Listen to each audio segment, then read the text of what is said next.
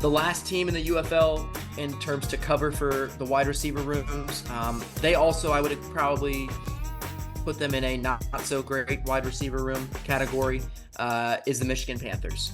Now, the Michigan Panthers last year, their two top receivers were Joe Walker and Trey Quinn. Both of those guys going over 400 and 500 yards, being big weapons for the Panthers last year in a not so stellar season for them. Unfortunately, they were not able to retain Joe Walker, so he will not be on the roster this upcoming season. But they were able to keep Trey Quinn. And so Trey Quinn could easily become the wide receiver one. But it really seems like last year they did really well with a dual wide receiver kind of room, two guys kind of sharing the task of receiving catches and whatnot. Two guys that, they kind of went back and forth with. It's going to be interesting to see who's going to complement Trey Quinn in this game. I expect Trey Quinn to have a really good season this upcoming year. I don't know if you remember, I believe it was last year's USFL season. It could be 2 years. But as a huge Napoleon Dynamite fan, I absolutely loved when Trey Quinn did his little Napoleon Dynamite dance type thing. That was super cool to see, and he is definitely stayed in my brain when it comes to people to keep my eye on. So regardless of his dance moves with Napoleon Dynamite and his little shout out to that great film, he's also probably going to be a top receiver for the Panthers this year.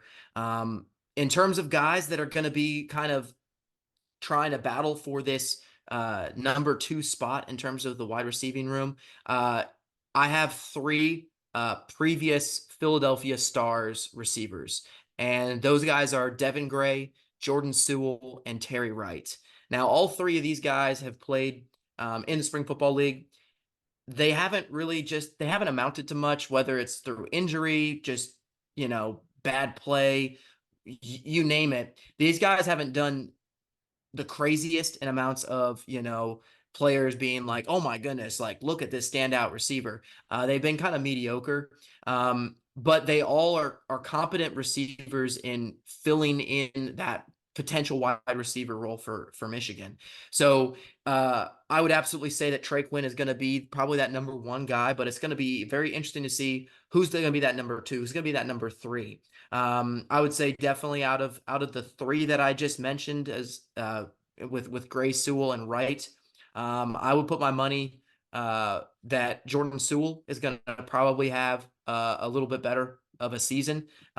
His first year with Philadelphia in 2022 was a really good season. He racked up about 370 receiving yards and 3 touchdowns. The most recent season wasn't too stellar. If I'm not mistaken, I think that he was also injured for a little bit of that season as well, which also hindered his stats when it comes to the receiving yards.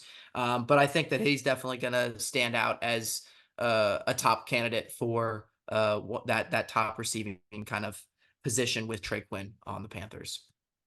Yeah, no, I fully agree. Right now, they just have Trey Quinn and a bunch of guys who are unproven. So I wouldn't expect too much from any of those guys that you were just talking about, but they all certainly have the chance to step up and become a really good number 2 wide receiver for that team. I am excited to see what Trey Quinn does now as the unquestioned number 1 on that team.